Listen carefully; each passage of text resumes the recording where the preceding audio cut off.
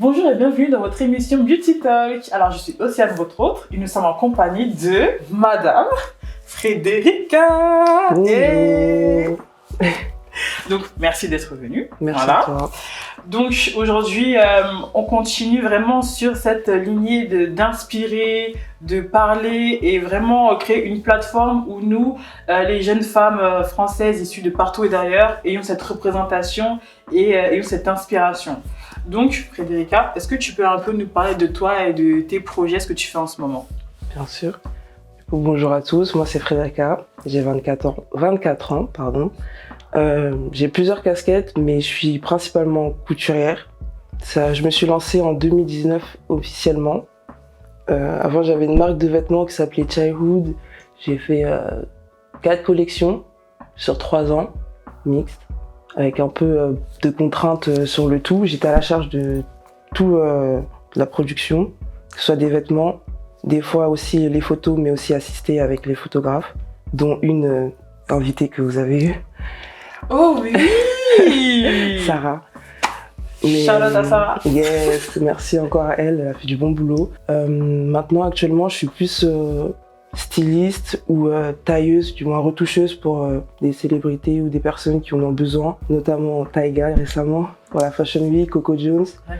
J'ai travaillé aussi avec Ronisia et plein d'autres artistes. Du coup, voilà. Rien que ça, normal. Elle dit ça, en plus, elle dit ça en mode normal. comme ça, mais c'est normal. Ok.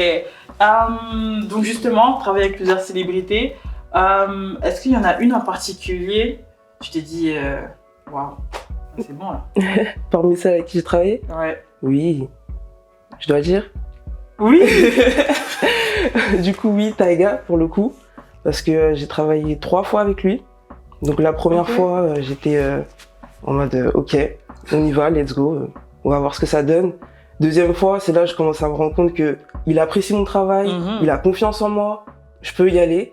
Et du coup là, la troisième fois, c'était récemment pour la Fashion Week en octobre. C'était fou parce que je suis resté avec lui dans sa suite, en train de faire ses retouches. On était comme si on était là, et c'est là que je me suis dit ah ouais, c'est bon. Là, c'est bon.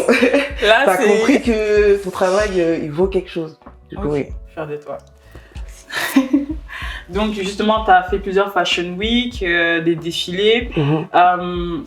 Comment ça se passe pour toi, ces expériences? Comment est-ce que tu le vis? Est-ce que c'est vraiment juste une boule de stress, ou c'est vraiment quelque chose, comme c'est une passion, tu le vois pas trop comme ça? Je suis un peu une personne, du coup, qui prend conscience des choses après.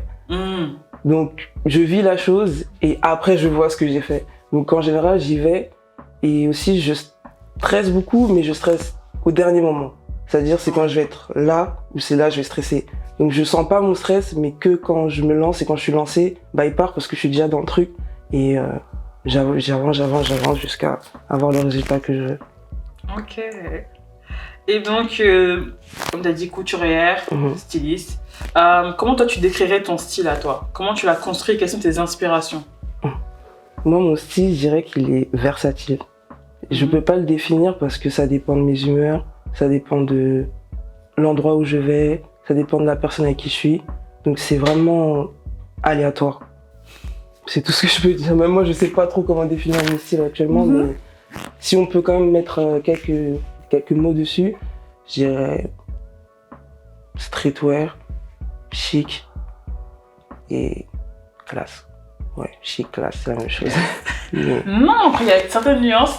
Moi, je pense que j'ajouterais aussi sensuel. Ouais, sexy. Exact. J'avais oublié. Voilà. Sexy. Exactement. En plus, je trouve que c'est en plus quelque chose qui ressortait beaucoup dans tes anciennes collections avec ta marque. Et donc voilà. D'ailleurs, quand est-ce qu'on aura d'autres pièces signées Frédérica? Bonne question. Pour être honnête avec vous, j'ai fait une pause là récemment, ça fait 1 an, parce que j'étais un peu en remise en question du coup sur ma direction artistique, sur ce que je voulais faire, etc. Donc j'ai pris mon temps pour vraiment savoir ce que je voulais, et là je commence un peu plus à mettre des inspirations sur ce qui m'inspire, du coup, mettre des inspirations sur ce qui m'inspire, mais c'est un peu plus deep dans le sens où mes styles sont tellement différents, tellement variés, que je sais plus ce que je veux au final, enfin ce que je veux montrer.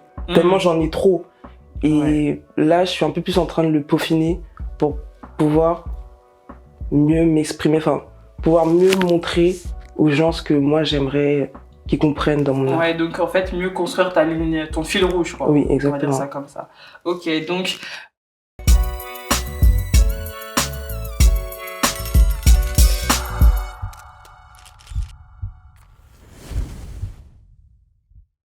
À quel moment tu t'es rendu compte dans ta vie que ouais, c'est la mode, c'est là-bas que je vais aller? Et est-ce que, quand tu as choisi la mode, est-ce que tes parents t'ont soutenu? Comment dire ça? Ce qui t'a poussé? Ce qui m'a poussé, oui. C'était pas vraiment la mode, c'était plus le vêtement. D'accord. Je suis plus intéressé par le vêtement que par la tendance. Un vêtement m'inspire beaucoup plus. Et c'est au fur et à mesure de ça où j'étais obligée de faire le lien entre du coup la mode et le vêtement parce que ça va ensemble. Par exemple, les Fashion Week, ça m'intéressait pas du tout jusqu'à il y a 3 ans. Sinon, moi, c'était pas... Je m'en fiche. C'est les tendances, oui, c'est vrai. Prochaine collection et tout. Et au fur et à mesure de ça, du coup, mes parents, moi, je suis rentré dans la couture grâce à ma grand-mère qui a fait de la couture toute sa vie. Et elle me prenait avec elle quand j'étais petite.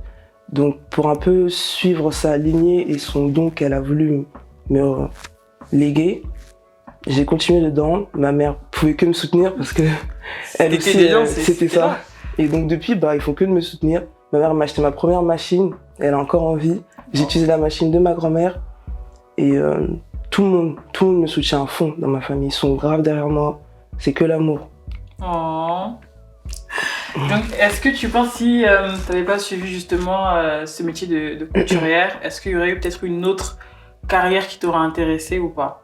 Oui, carrément de base, je voulais être décoratrice d'intérieur moi. Je voulais même pas... Okay. Ouais.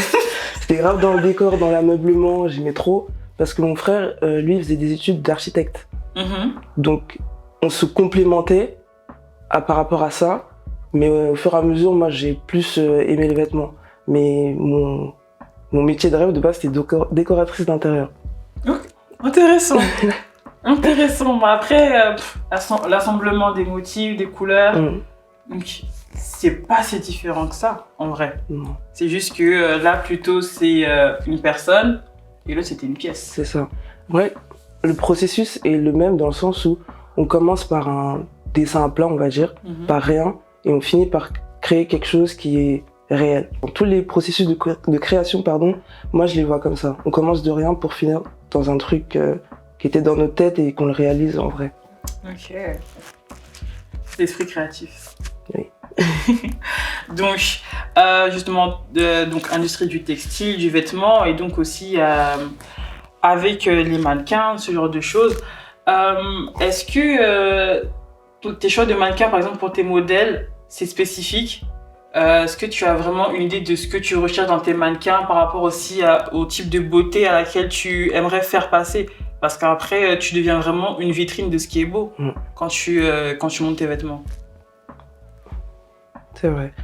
Moi, mon inspiration, c'est ma culture.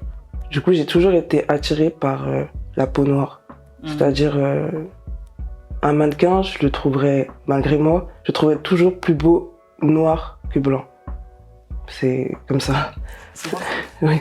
Du coup, dans mes anciennes collections, on voit que mon choix de modèle a toujours été des personnes de couleur. Et aussi des personnes de différents pays, plutôt mix, plutôt mélangés, des personnes vraiment originaux. Je sais pas comment dire, mais atypiques. Donc ouais, moi je reste dans parce que c'est ma culture, j'ai grandi avec ça. J'ai toujours été entouré, j'étais entouré de personnes de ma couleur, donc j'ai envie de promouvoir ce que moi je vois et ce dont j'ai grandi avec. Et franchement, on apprécie. Merci beaucoup. Merci à toi. Voilà, donc cette interview se termine et n'hésitez pas à aller sur Frédérica. On espère bientôt avec une nouvelle collection. Je souffle l'idée, qu'il nous sorte quelque chose très très prochainement et on ira soutenir. Et donc à très très bientôt et merci encore. Merci à toi.